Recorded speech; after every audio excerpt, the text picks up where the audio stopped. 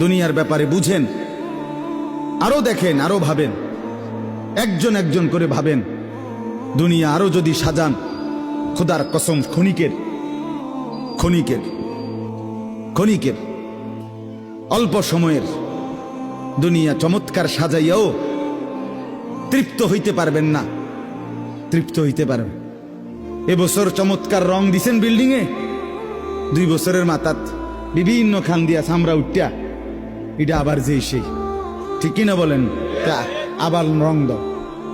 এই সোফা চমৎকার বানাইছিল, ওই যে বার্নিশ নাই, দেখেন এই যে সোফা, এটা এই যে দেখেন, কথা বলেন না, এই সোফা এটার মধ্যে আসেনি অন বার্নিশ, তো এটা আবার কি করতে হইব?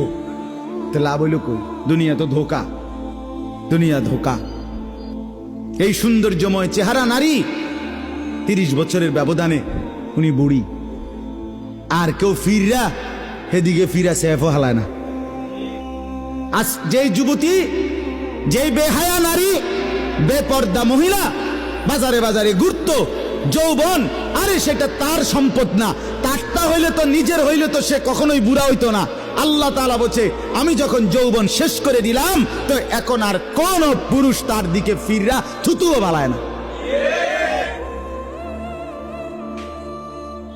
দুনিয়া এক অবস্থায় থাকে না, এক হালাতে থাকে না বাপ।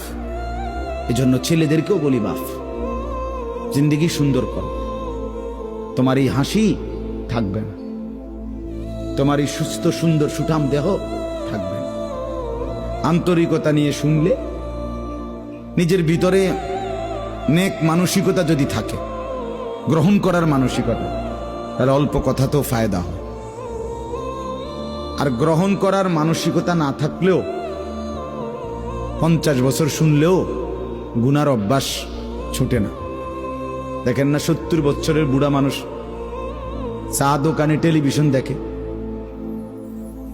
তাহলে এত বড় বুড়ো মানুষ, মুরব্বী, উনি এখনো যদি বিড়ি খায়, সিগারেট খায়, এখনো যদি চা দোকানে টেলিভিশন দেখে, তো ওনার এই মন্দ অভ্যাস, বদ অভ্যাস কত বছর পরে ছুটবে? উনি আরো কয়শো বছর বাঁচলে গিয়া বুঝবে এটা গুনাহ।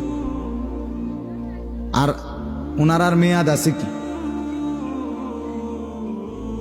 এই জন্য বললাম, আপনি খবর নিলে দেখবেন 30 বছর মসজিদে আসা যাওয়া করে ঠিকই, কিন্তু যথাযথ আন্তরিকতা, দিলের মধ্যে আখেরাতের কোনো মানসিকতাই নাই,